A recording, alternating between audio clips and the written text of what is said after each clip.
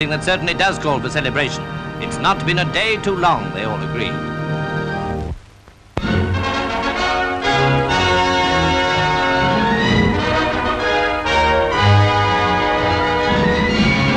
When the day of decision came, no one could say the issues had not been clearly put and fully explained. Now it was up to the people to make their choice. Polling was exceptionally heavy in all districts. Here the Marshall family of Conservative poster fame take the right road to the voting station.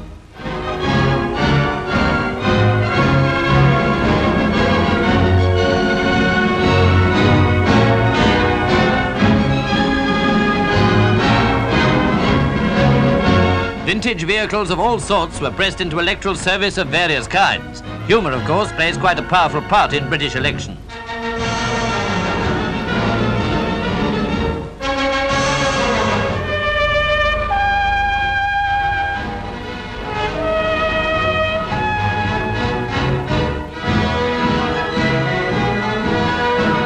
Well over 80% of the electorate voted. Even centenarians exercised their democratic right.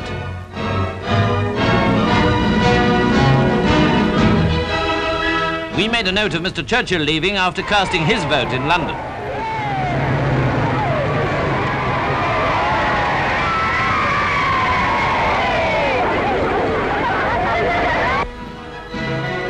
Counting in a number of constituencies began as soon as polling stations were closed and continued throughout the night.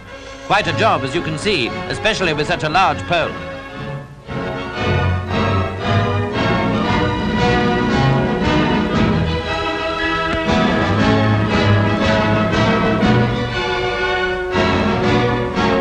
At South Lewisham, Mr Morrison and one of his opponents watched the proceedings. A thrilling moment this for candidates, and win or lose, there's a handshake over the result.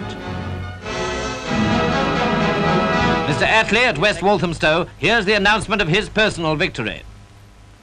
Attlee Clement Richard, 21,095. He was in with a big majority. That I believe that this has been a good fight. And it was going to be a close one, as we know.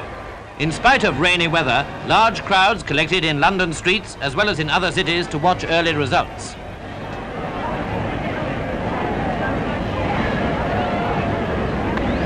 Piccadilly Circus was packed. So was Trafalgar Square, where the imaginary reactions of the two chief party leaders had been laid on. The crowd's reactions, of course, were spontaneous.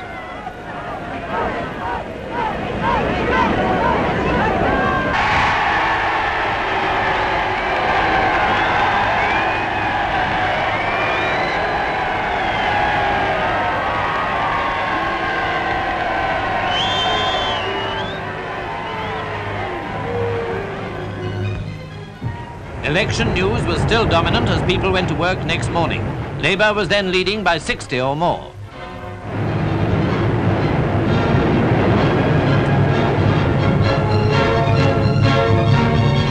Naturally enough, there was a fairly ready sale for papers. At noon, there was still likelihood of Labour having a reasonable working majority, though many results were still to come. By 2 o'clock, radio were beginning to give one result after another in one of the most dramatic elections ever. And Lord Woolton, keeping his eye on the tape, follows the battle of the gap. And now the paper sellers really come into their own as thirst for the latest news becomes keener still. I suppose somebody was collecting the money.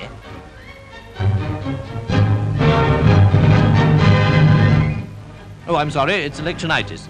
Yes, the gap was closing fast. But who was going to win?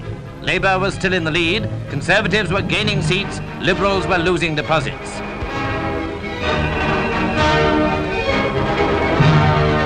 It certainly was an amazing day in Britain's political history.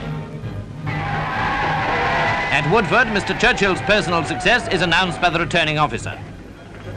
And that the undermentioned person has been duly elected to serve as member for the said constituency. The Right Honourable Winston Leonard Spencer Churchill. I feel that our parliamentary institutions are the lifeblood of our country. long may they be preserved, and long may they find officers to conduct them of the character we have found here in this Woodford election today. Next day, when Labour's bare majority was finally established, a cabinet meeting was held to discuss this really remarkable situation. And when it was over, this is what we were told by Mr Attlee. The result of the meeting, sir? Result of the meeting? Oh, we're carrying on, that's all. Have you decided Yes, we carry on. You'll find a statement being issued. Thank you. Then we asked Mr Morrison for a word. The Prime Minister is announcing that having regard to the return of a Labour majority to the House of Commons, the government is carrying on.